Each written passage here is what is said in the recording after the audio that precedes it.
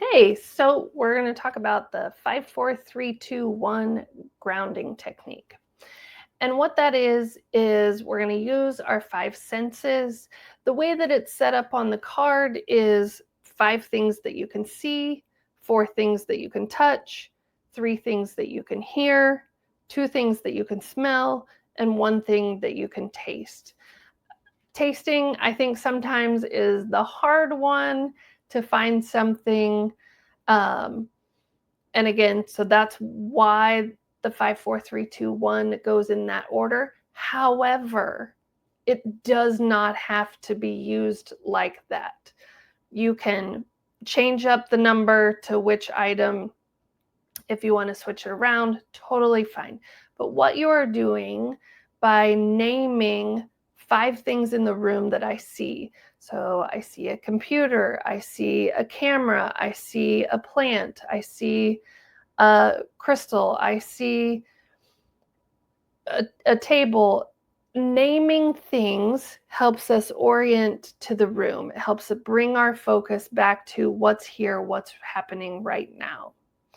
By tuning into something I can touch, whether that's the fabric on my body, something that's close to me, it helps us bring some tactile stimulation. So, again, another sensory way of processing. The other piece, bringing in things that you're here. If I'm focusing and listening, like right now, I can hear the vent, I can hear the bird outside, I can hear the fan going, maybe it's humming of the lights. This helps me pull my focus into what can I actually hear? What can I see?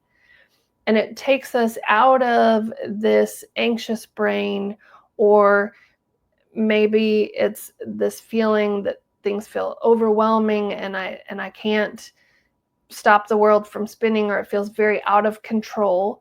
Again, doing the 5, 4, 3, 2, 1 helps us ground back into our body. What do I see? What do I smell? What can I taste? What can I hear?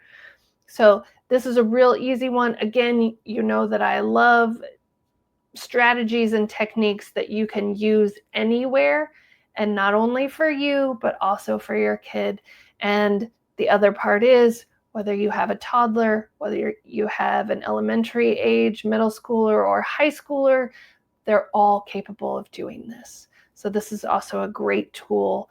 And if you have any questions, as always, please reach out. I'd be happy to help.